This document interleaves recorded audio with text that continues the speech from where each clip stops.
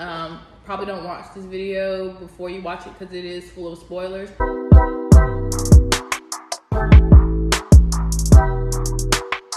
What's up, gang? I am back with another motherfucking video. Look at the consistency. Look at the consistency. Today, I am going to go try the Hottie meal. If you did not know, I love Meg Thee Stallion. So, of course, I gotta support what my girl is doing in all her endeavors. And we're gonna have like a mukbang. I haven't ate all day, so I'm super excited to try this out. And I hope that it's spicy. I hope that they have drink choices. Like, my favorite drink to get from any establishment is hands down High C. But lately, a lot of places don't fuck with High C. They always be trying to give you that Fruitopia bullshit, or it's only like sodas like Fanta and Sprite and shit, or it be like their cheesy lemonade. I don't want that. I want High C. Can we get High C back, please? Quickly, expeditiously, nigga. So let's go get this. Hi. Hello, how can I help you? Can I get the Hottie meal? Hottie meal? Yeah. The sandwich? Yeah, that's the Meg Thee Stallion one, right? Yes. Yes, I want that one. With fries and a sweet tea? No ma'am. No ma'am. No. Do you have High C? Yes. You have High C? Okay, cool. I got High C. So it is $9.19, not the 919. So excited. Now, ironically, Sis said that they got High C, so they best have High C. Oh, I need some ranch. Okay, y'all already know. Oh, hell no. It's Hawaiian Punch. Hold on, sweetie. Oh, hell no. Hawaiian Punch don't get cold. Hey, baby, that's not High C. Oh, no. Can I switch my drink? The lemonade. Yeah. Thank you. Here it goes. Let's take this bad boy home. I knew they didn't have High C. I'm glad I asked. That Hawaiian Punch shit, like this one, that shit gonna be good. Thank you. And can I get some ranch? Like 3, 4. Like 3, 4. Give me my ranch, baby. If I don't have my ranch, I cannot eat. Me and Bae fixing to go home. Low-key, I'm a little tight because she only gave me 2 cups of ranch, and I should have been annoying and said, give me 1 more. But I'm trying to, you know, be a better person. I am delivered! The bitch knew better. We made it home. So now let's unbox what is all in this meal. Comes in a bag like this. Super cute. It was $9.19. I have buttermilk ranch. I forgot she has her own dipping sauce. I found the bag on that one. So I'm gonna rip it open. And this is what we're working with. You don't tear your food bag down the middle. What are you doing? What are you doing? You know, we got the fries in there falling out of the seams. And then this is a Hottie burger. Nobody has ever been able to answer me this. Why is ketchup free? Why? And you give it to me in little squirt increments. Like, can it not have a container or? Ooh. I'm not even gonna take nothing off of there. I'm gonna try it as is. Smells good. So to all my good people out there, like, are y'all doing good? Like, how's everything? Are you lovely? Because I'm definitely lovely. We are going to be doing a mukbang review of this meal and my rating of the Halloween Kills movie.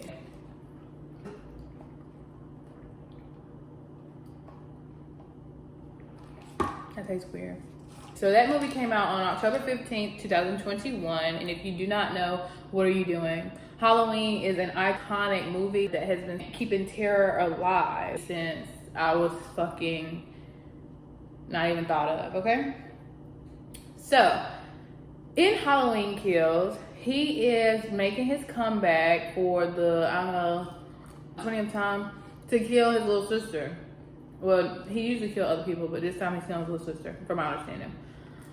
It picks up from where the last one ends off, where she almost successfully burnt him to smithereens, but then he came back to life again. What happened that we didn't see in the last movie that we found out in this one is that he went on a fucking massacre and killed everybody that was there, all of the firefighters, even the one that saved his ass, and then escaped to go on his killing spree once again. This is good. This is harder to do than I thought.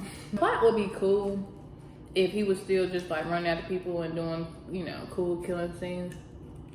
But in this one, so cheesy, so played out, and then like the filler characters in between, they don't even make sense. So let's go over the filler characters that made this movie worse than what it already was. The first couple I noticed was a white man, black woman, older couple. Find a drone in the house.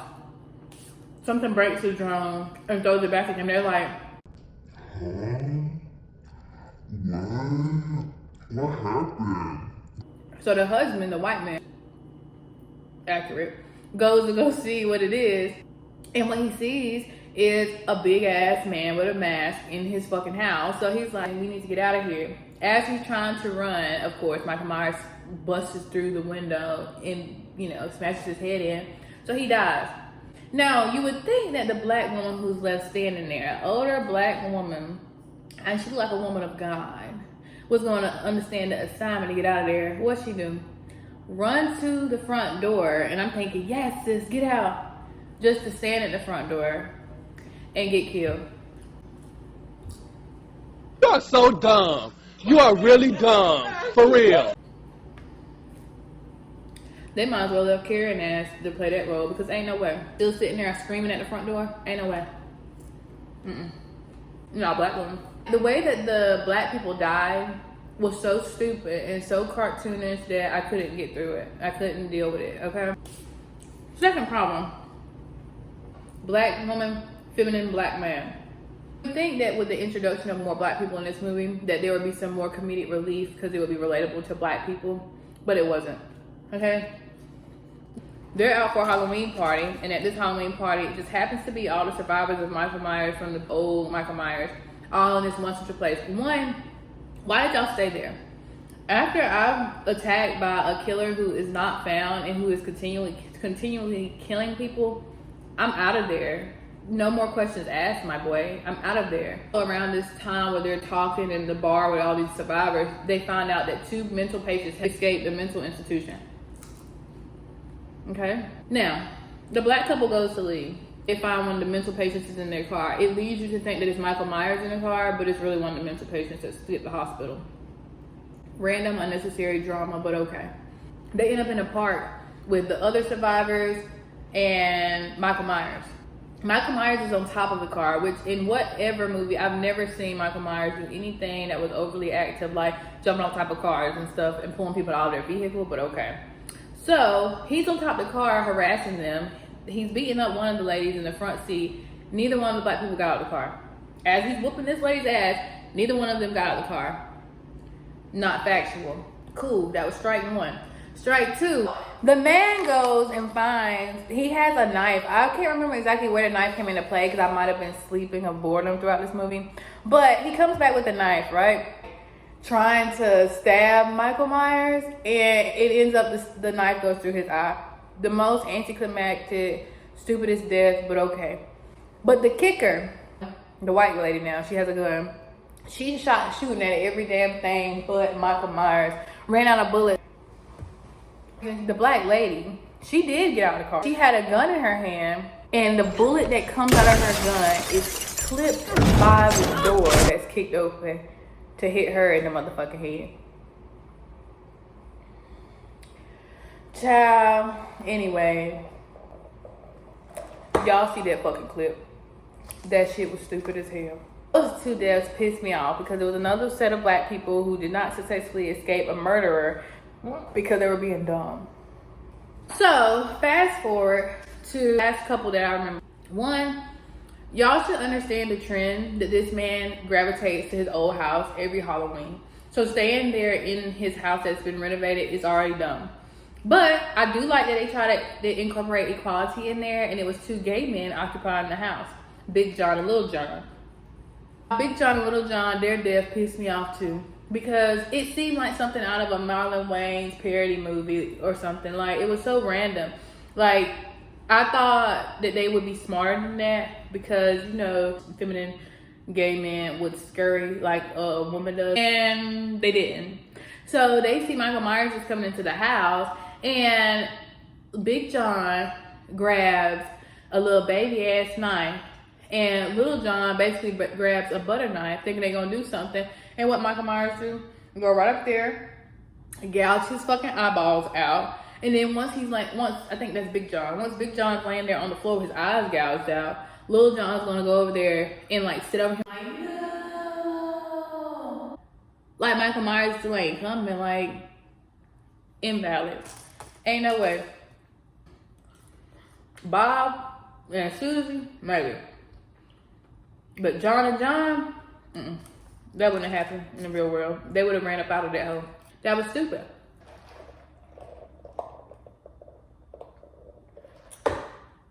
That lemonade is nasty. These fries is good. I'm about to try the sandwich. I'm winded as full and I can't eat and talk at the same time because my mama raised me better than that. So pause, let's try this. I usually don't like pickles on my chicken sandwich, but I'm gonna try it.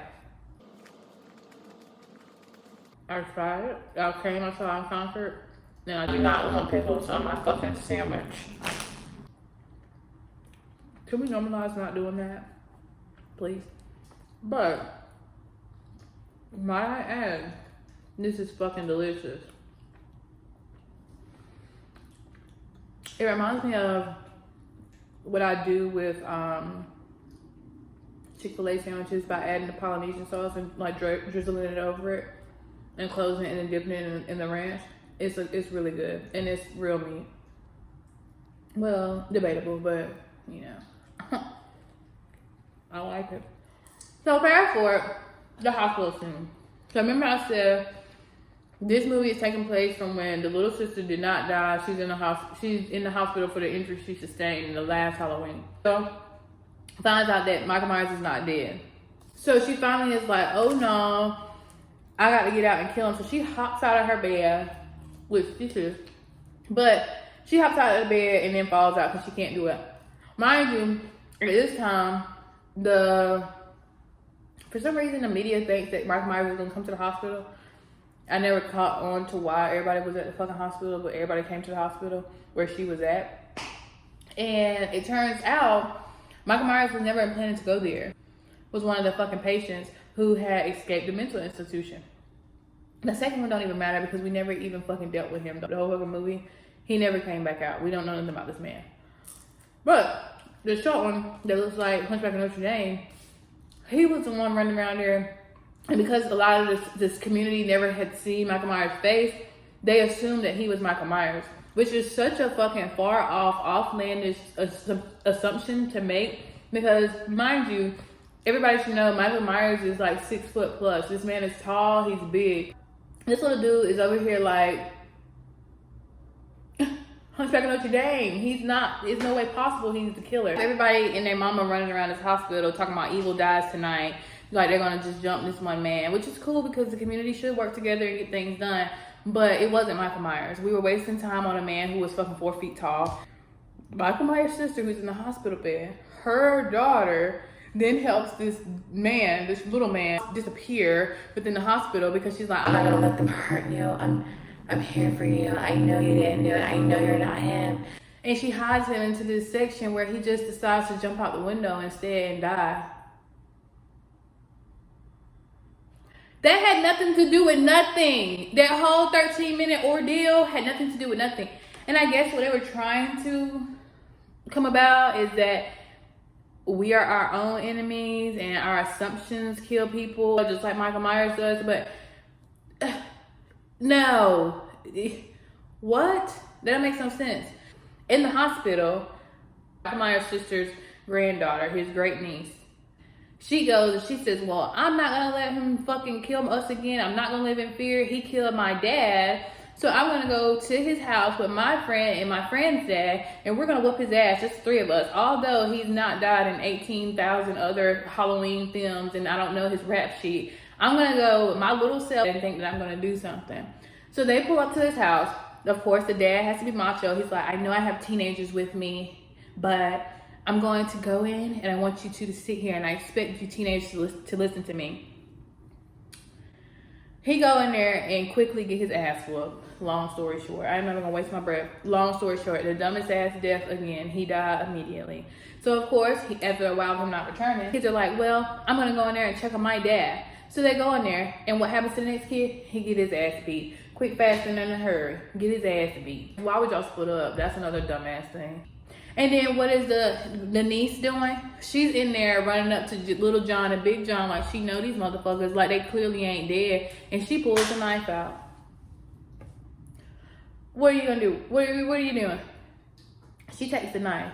She runs out like, no, Michael, you're not gonna kill my friend. It's no bad. Waving the damn knife. And what Michael do? So quickly, so swiftly, so easily, kick her dumb ass down the stairs and break her fucking thigh. I mean, the deaths in this movie were just predictable, bro. Predictable.